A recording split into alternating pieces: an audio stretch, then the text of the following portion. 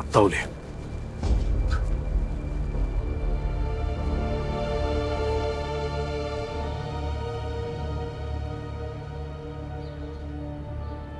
ايه اللي انا سمعته ده؟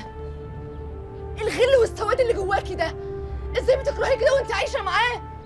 استني بس انا هفهمك كل حاجه. تفهميني يا وظيفتي ايه؟ انا سمعت كل حاجه. عايزه تنتقمي منه؟ وتتفقي معاه مع مين؟ مع صاحب عمره؟ انت ازاي بقيتي مقرفه كده؟ ايه مقرفه دي؟ انت قللة الادب، ولو قلتي ادبك تاني همد ايدي عليكي. تمدي ايدك عليا؟ متعرفيش. انت عارفه لو انت مش امي انا كنت عملت معاكي ايه؟ انت قللة الادب. كلامي مش معاكي، كلامي مع بابا.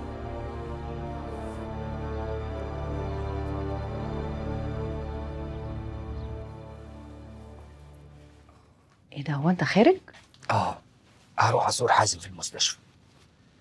طيب انا اسفه ان انا ما عرفتش اقول لك على الحكم اللي اتحكم عليهم بيه. انا خدت بالي، بس انا مش قلقان. حازم مظلوم.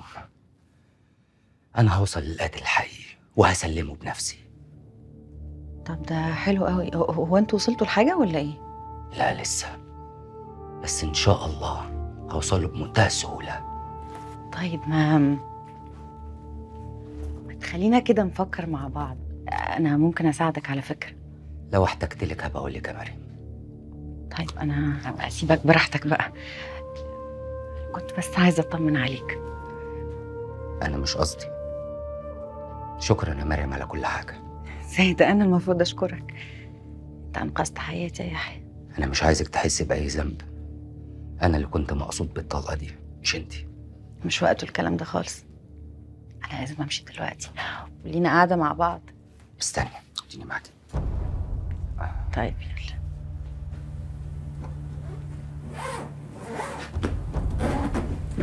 خدوا الشنط واطلعوا على فوق لحد ما اقول لكم تروحوا فين.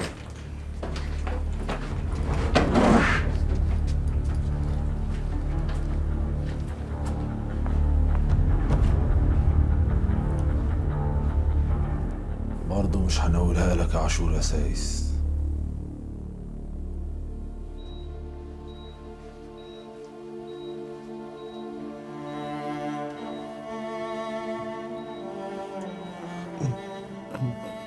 مالك يا يحيى؟ فيك ايه؟ مفيش حاجه حبيبي، الحمد لله. رصاصه طايشه كده بس. الحمد لله عدت على خير. مين اللي وين اللي عمل كده؟ عايزك تهدى بقى. ليه الأسئلة الكتير دي؟ أنا جاي أطمن عليك وأطمنك إن أنت إن شاء الله مش هتقعد هنا كتير. ناس سمعتهم بيقولوا مش هخف يا يحيى.